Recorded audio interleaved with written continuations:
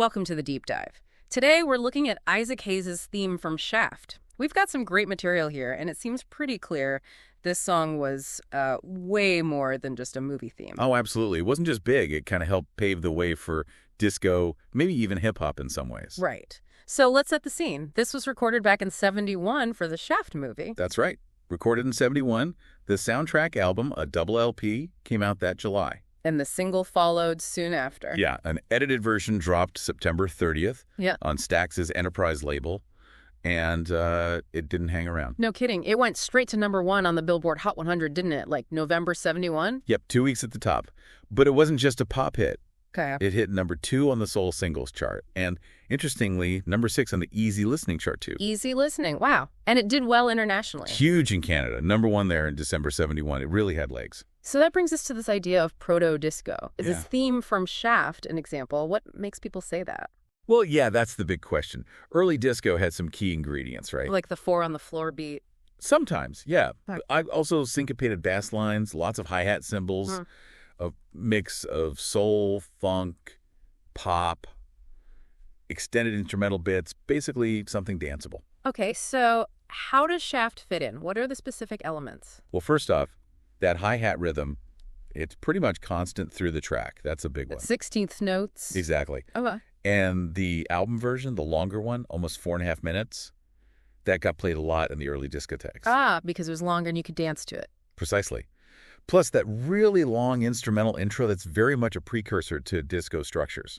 And some people mention a specific disco stomp beat. Yeah, there's a section, maybe less than a minute, that has this hi-hat disco stomp beat. It's a clear link. So it's the rhythm, but also the blend of sounds. Right. The way it fuses soul, funk, jazz. That's exactly what early disco was doing. Yeah. You've got Charles Pitt's wah-wah guitar, James Alexander's funky bass, Willie Hall's drumming, especially that hi-hat work, which he apparently got from Otis Redding's Try a Little Tenderness.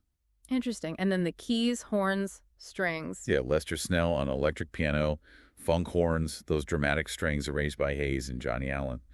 Plus congas, maybe some synth from Hayes himself. It was a complex sound. So that hi-hat pattern is really central to the proto-disco argument. Definitely. That and the overall rhythmic feel, even if that specific stomp beat is short, it all feeds into this broader influence it had on '70s disco and soul. It wasn't just reflecting things, it was actively shaping them. I think so. It gave a kind of template, especially for that blaxploitation funk sound tense.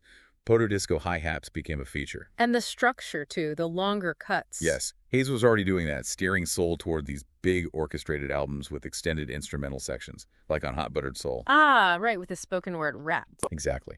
And Shaft really cemented the idea of the black movie soundtrack as a major artistic and commercial statement that directly influenced disco and rap. So you can draw clear lines, the genre blend, the bass, the beat, the orchestration.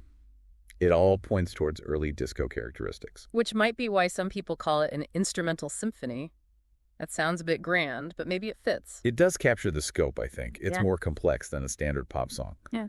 The whole Shaft score was even called symphonic soul. Like his other work, those existential deep funk symphonies. Right. Look at the layers, the long intro, different musical sections, the strings, brass, flute.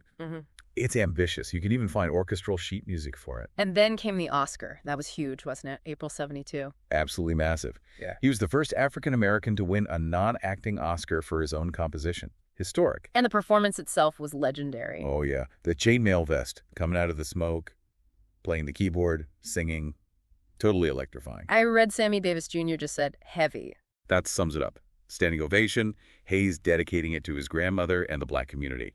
It was a moment. TV Guide even ranked it as one of TV's most memorable moments. Real cultural turning point. Did Hayes himself ever, fully embrace disco later on? He did.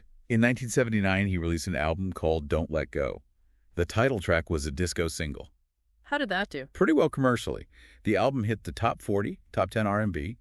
The single made the top 20 pop, top 15 soul, and #3 on the dance disco chart. So he found success there, too, even if critics were mixed. Yeah, it marked a bit of a comeback for him on the charts. But his earlier innovations were arguably more foundational. Right, reshaping Memphis soul, the longer tracks, the concept albums, reinterpreting pop songs. All that groundwork was crucial for disco, rap, urban contemporary. plus his work producing other Stax artists. And the cultural impact of Shaft itself, the song and the film. Immense. Symbols of black empowerment, style, Shaft the character, the use of language, Hayes' whole Black Moses persona. It opened doors. A true icon. So, summing up, Theme from Shaft wasn't just a hit. Not even close. Groundbreaking chart success, yes, but also its genre-bending sound, those proto-disco elements. Revolutionary for the time. That instrumental symphony idea really underlines his vision, and the Oscar win sealed its cultural place. Exactly. He was a revolutionary artist, and this track encapsulates so much of that. It really makes you think, doesn't it? How one song tied to a film could lay down tracks for a whole genre and become this huge cultural symbol. Are there other single pieces of art that have had such wide, unexpected ripples? Something to ponder. Thanks for this deep dive.